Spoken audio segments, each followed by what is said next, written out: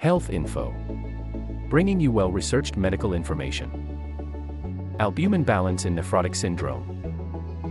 What happens when albumin is lost through urine?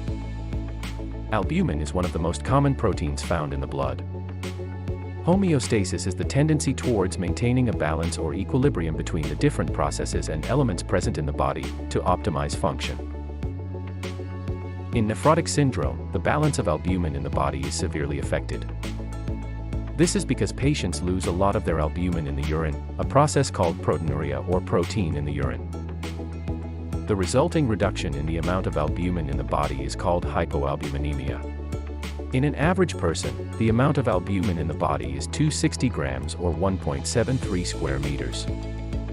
Of this, 40% of the albumin is in the plasma or blood. When the patient starts to lose albumin, the body's mechanisms responsible for making albumin are put into full gear. The activity rate may even increase to twice the average production rate.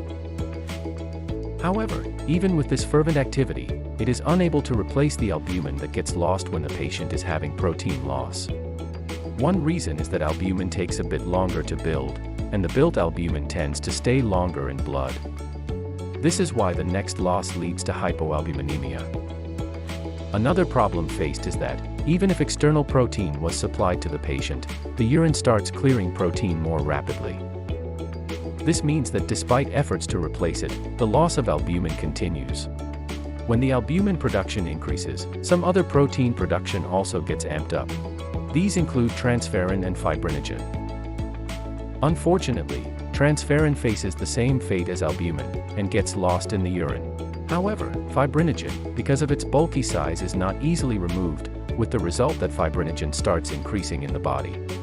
Production of many other proteins may also get amped up. This increase in protein production of one type, unfortunately, causes decreased protein production of other types.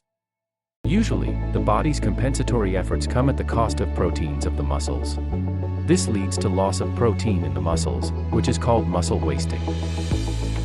To summarize, when patients of nephrotic syndrome start losing protein in the urine, the body becomes actively involved in creating proteins to replace them. However, it is not able to replace the proteins as fast as it loses it. This causes a decrease in the levels of certain proteins. Also, patients also start experiencing muscle wasting as the body is unable to prioritize producing proteins that maintain the muscles. If you suffer from albumin loss, make sure to check your levels on a regular basis to avoid any complications. Work with your nephrologist to create a plan that helps you maintain your best health while managing your kidney disease. Keep watching our videos to learn more about kidney disease and its management. If you like our videos and want to learn more, please leave a comment below. Subscribe and share to help others.